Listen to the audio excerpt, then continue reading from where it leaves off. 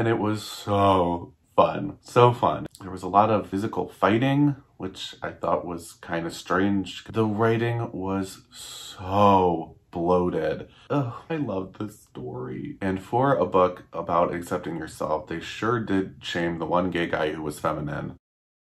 Hello everyone, my name is Ian and I really love books. So in today's video, I thought I would do my wrap up of my reading this year. I read 20, which is good for me because some years I only read 20 books, but I've already read 20 books and it's April. And in this video, basically, I'm just going to go over the books I've read, tell you my opinions, what they're about, and you can see if you like them.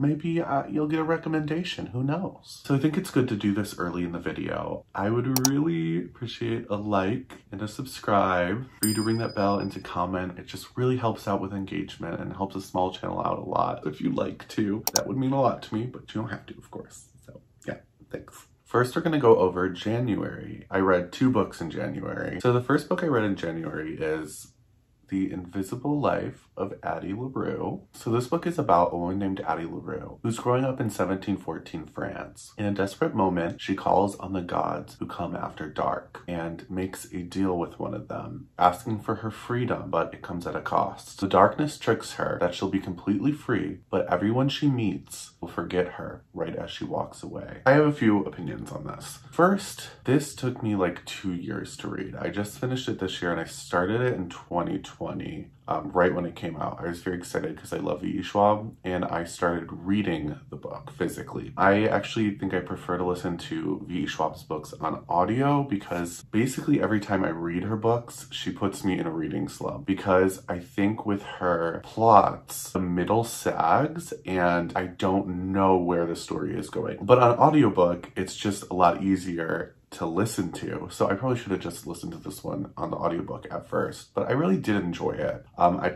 took a star down because of how long it took me to read. I probably would have gave this like a 4.5, but maybe not. I think of just a solid 4 is probably what I gave this and what I would stick with. It is a good story and it's very interesting. I just think it's a little long in the middle. So a theme for this year is I am finishing like a lot of the books I have wanted to finish, such as series or just books on my shelves that I bought and never finished. Most of the books are books I've been meaning to read for years and I'm finishing. So this book is A Sky Beyond the Storm by Sabaa Tahir, and I've been reading this series for about 4 years now. Yeah, 4 years. So that's kind of a long time. So this is the 4th book in an Ember in the Ashes series. So since this is the 4th installment, I'll just tell you about the first book, and if you like it, then you should pick it up. So the first book of Ember in the Ashes takes place in like a Roman kind of inspired world that's very brutal. And it follows this one girl named Laia, whose brother has been taken away by the soldiers of the kingdom, and she will do anything to get him back, including serving one of the most deadly soldiers out there. The second perspective follows Elias, and he is a soldier for the Martial Empire, and he wants nothing to do with it. All he wants to do is escape and live a violent, free life. But when Laia and Elias's paths cross, the Empire will be changed forever. I really loved the conclusion to this. I actually heard some mixed stuff about the conclusion, like it was too, everything's wrapped up in a bow, but I like those endings, and it definitely is. Like everything gets wrapped up very well in this book, and all the suffering was worth it. Goodness me, the characters go through a heck of a lot. I guess my only criticism for this would be that some characters are killed off that like I just don't care about. I find it annoying when there are just like rando or like very, very side characters who get killed off and you're supposed to be like, no! But really you're like, I mean, I honestly just don't care. Like, they don't even have a personality. So yeah, that's the only criticism I have for this. But other than that, I thought it was a wonderful ending to a wonderful series. So for February, I have read 10 books. So this has been my best reading year so far. I used to read like 1 to 3 books a month, and this is 10. So I'm very proud of myself. Good job, self. So in theme with reading sequels to unfinished series, I have Siege and Storm. So this book is the second book in the Shadow and Bone trilogy, and I think I should just tell you about the first one like I did with Ember in the Ashes. If you think it's interesting, perhaps pick it up. I still haven't watched the second season of the show, but I want to finish the trilogy first, and then I'll watch it. So this book is about a girl named Lena Starkov, who realizes she has the power to summon the sun, which means she can produce light from her hands. Sun summoners are supposed to be only a myth, so when she's found out, she's taken to a palace to train alongside other summoners, such as wind summoners, fire summoners, etc., called Grisha, to hone her powers. And I'll leave it at that, because I think that's a good overview of the first book, without getting into the spoilery parts. It's a great series. I've been watching BookTube for a while, and for a long time everyone hated the Shadow and Bone series. It was like, don't read Shadow and Bone, read Six of Crows, don't even waste your time. But then the show came, and it's like it all turned around. I'm so glad, because I really like this series. I mean, it's definitely cliche YA 2010 fantasy. Like, you have the love triangle, almost like a love square. You have a love square, yeah. An ugly main character who's so ugly, but really she's hot. It's also very, like, girls hating on girls, which is always very annoying. Besides that, it's actually really fun, and it's a really good story. I gave this book 4 stars on Goodreads. The next book I have is Island of the Blue Dolphins. And, I love this story. So this story takes place far off the coast of California on an island called San Nicolas Island. It follows this girl named Karana, who is native to the island, when her people get into a war with a boat of white men who come to slay the otters. They all flee, leaving Karana there on the island alone. This book is about how she survives, her resourcefulness, and just deals with loneliness and how she has been abandoned and how she survives and the friends she makes and the animals on the island. It's wonderful. This book made me freaking sob. I've not cried that hard in so long. You know the scene if you know the scene. And I didn't think I would cry at this book, because my critique of it is the writing is very distant, pulled back. We are basically told what Karana is doing rather than shown what she is doing. That makes it less emotional, but for some reason, it hit me. And I think it was a wonderful, heartbreaking, and brutal story. I gave this 5 stars on Goodreads, which you should follow me there, by the way. Ian Frey 48. I'll accept your friend request.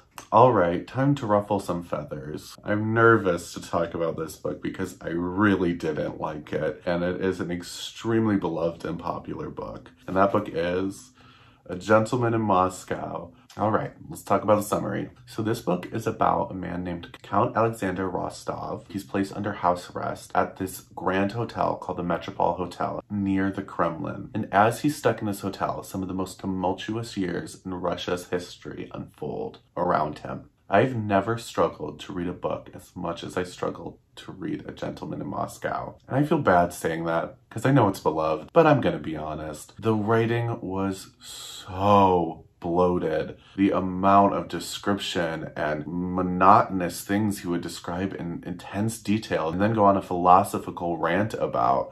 Like, it would be like he'd be talking about his food and then he would go on a rant about some philosophy that is mildly attached to this food, or he'll like look around the room and talk about some random couple and go like 3 pages deep into philosophizing about what they're thinking, and it completely breaks the immersion in the scene. Not to mention, this book I think was about like 100 to 150 pages too long. The only thing that is saving this from being a 1 star for me is I really liked the ending. It was a bit of a surprise, and it was like all leading up to this big ending, but the journey wasn't satisfying enough for me, in my opinion. Unfortunately, I did not like this story. Sorry. I gave Gentleman in Moscow 2 stars. So next is Nevermore. This is like my replacing Harry Potter series, because we all know about J.K. Rowling. It is whimsical, it is fun, it is magical, and it's about this girl named Morgan Crow, who was born on Eventide, the most unlucky day for any child to be born. Morgan is blamed for all the misfortunes in her town and is said to be cursed.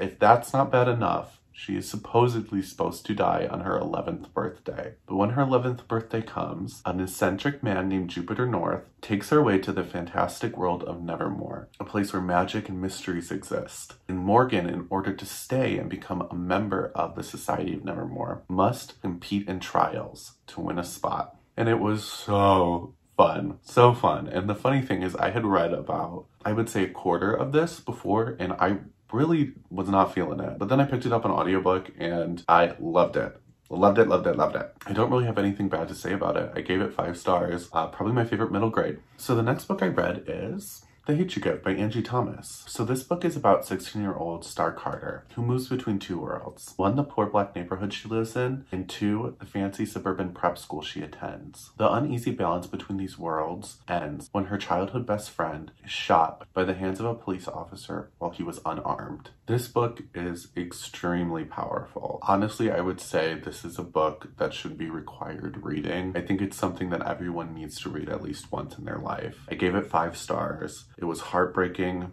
intense, and powerful, with themes of police violence, grief, racism, all wrapped up in likable characters and a really likable family. So the next book I have is Red, White, and Royal Blue. So this book is about the Prince of England named Henry and the first son of the United States named Alex. They don't like each other very much at first. When an accident happens at the royal wedding, they are forced to pretend to be friends to make the press believe they don't hate each other. And from there, stuff happens. Perhaps even a romance. And yeah, this was just so cute and so gay and just fun. I gave this 5 out of 5 stars. So the next book I have is Openly Straight. I had started reading this one a while ago when I was 18, and I was listening to it on audiobook. And my Audible canceled, and I had done it on this like Audible romance site, and like I stopped paying it and I couldn't listen to it anymore basically. So I had DNF'd it for a while. I don't like DNFing things unless I absolutely hate them. I didn't hate this, so I decided to pick it back up on Libby and give it a re-listen. I have very complex feelings about this story. So the story is about this boy named Wraith who has been openly gay at his school, and he decides he wants to go to a boarding school in this small town where he can be straight, and not come out at school and be treated as all the other guys. I liked it, although I think I have some moral issues with this. First of all, they use the R word, which no, we are not here for using the R word, especially in like a accept yourself book. There was a lot of fat phobia. The way they described this kid was just really mean and unnecessary. There was also more insults about disabled people in this book, which I don't think is okay. And for a book about accepting yourself, they sure did shame the one gay guy who was feminine. Not to mention there were parts where they called women sluts. Just, you would not think that this book would include things like that. And that's why I gave this 2 stars. So the other books I don't have physically, but I listened to them on audiobook. So I'll just put up a little picture somewhere around here. To Balance on Bridges by Rhiannon Giddens. So this is basically just a memoir of a singer named Rhiannon Giddens, who I would say is kind of like a